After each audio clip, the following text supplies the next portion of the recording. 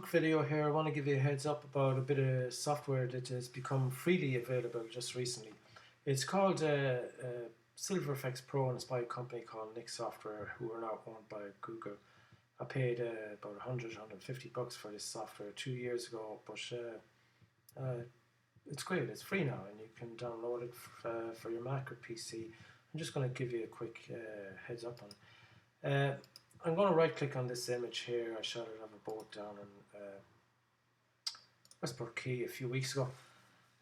When I took it, I kind of liked it as well, but I thought it might look good in black and white. Now we can try and do a black and white conversion in Lightroom or in Photoshop, but this is another way to do it. So we're going to open it up here. I'm going to go to Filter, and down here is Nick Software, and it's called Silver Effex Pro 2.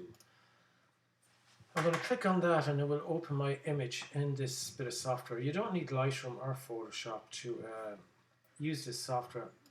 It is available as a standalone application for use without either of the Adobe products. So it loads up here, and it gives us a lot of presets down on the left hand side here. You know, you can scroll through them and pick out the ones that you like. It has them subdivided into different categories here: classic, vintage, modern, recently used, and favorites. You can click on each one and see the effect. It updates your image here and see the effects that it has on your image and all that. There's different ways of viewing there. You can have a screen where you can drag a slider across, have a before and after there view to see what it is. Or you can use this screen up here where you have before and after, two separate images. I prefer this way of working with it. And so what I normally do is I'd normally scroll down through all of these presets, and I'd look at ones and say, oh yeah, I kind of like that one. So I click the little star there, that adds it to your favorites. Keep going through them, clicking the ones that you like a lot, and maybe ones that you want to refine a little bit more, you know. And when you have that done, you go up here into your favorites, and there we have 1, 2, 3, 4, 5 favorites in there. And again, I'd click back down through them to see which ones I like, which ones I don't like. And I would unstar the ones that I don't like, and through a process of elimination, I would eventually pick ones that settle on one that I do like. We're going to go with this one for now. It's quite dark. I'm a fan of dark photographs. This is probably a bit too dark, but I just want to give you a rough idea of what this. You can move the brightness of this particular preset. So once you do pick a preset, you can refine it even further.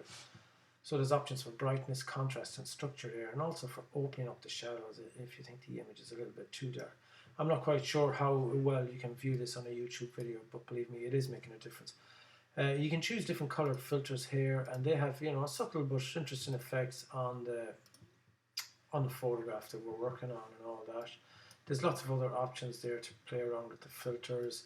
There's different film types here that actually try and simulate the old film types and all that, like that Fuji Neopan Pro. They're interesting. I don't use them too often. I most often leave it on natural. There's an option there for changing the grain, you know, in an image, so you can make it very grainy. I'm not a fan of grain at all. So there's other options here for increasing the red values, the yellow, green, cyan, blue, and magenta values in a photograph and all that. Again, they have, depending on the photograph, they have subtle or actually quite big effects like on your image. There's an option here to put a tone curve on it. You know, it's really got loads of stuff in here that you can play around with. There's different toning options and all that. You can just mouse over them to get a preview of the effect that each has. I don't use these too often. Maybe the sepia tone, a light sepia tone I might use, or the selenium. I like the selenium tone. It's sort of a silver sort of a look to it. As I said, I don't use them too often, and not time I do. There's various other options here for coloring the image and the paper and you know, the strength of the hues in it and all that. There's your lots of vignette options here for even for white frames, which I don't like, black frames, which are alright, and lens fall off vignette, which I actually, if I was using a vignette, I'd use one of those. There's other options here for burn edges, which seems to be some other sort of vignette sort of thing. Again, with all of these, there's options to within the vignette option to vary the amount of it or the size of it, or the shape of it, and all that. And there's an option further down here at the very bottom to put different borders on your image and all that. I'm not a fan of those either, but you may be. One of the most interesting options is actually up here where you can do selective adjustments. So you can click on this to add a control point. And I like this shape of the boat down here, this little curve of the, is it the bow of the boat, is it? So I would I would add a selective point in there. You can vary the size of it to very big to very small, from very big to very small. There's different options on here. So I want to accentuate that curve of the boat a little bit more. And you might think that you go into brightness and throw up the brightness a lot, but that is the effect of brightening everything. It brightens the whites and it brightens the shadows and everything. That's not really what I want. So I'm going to drop that down to 0 again. So further down here there's an AW and a BW option, and that's amplify whites and amplify blacks, and I find this a much better option than brighten. So if you can amplify the whites, and I'm going to exaggerate it a little bit in this photograph for the sake of the video, you can see it's brightened up all the whites. If you find that some of the brightness has spilled over into the blacks, you can just go down to the AW amplify blacks option and move that up a bit, which will just bring the blacks back a bit. I also find a good option here is this structure option, which actually just gives a little bit more bite to that particular part of the image. As I said, I'm exaggerating these effects here now so that you can see what happens. You can vary the size of that, as I said, and you can knock it on and knock it off up here to instantly see what effect that has had on your image. I'll make that a little bit smaller. You can also duplicate a control point and then click and drag it over here. So if I wanted to bring a little bit more, detail back into this side of the border, you can duplicate it again and move it around.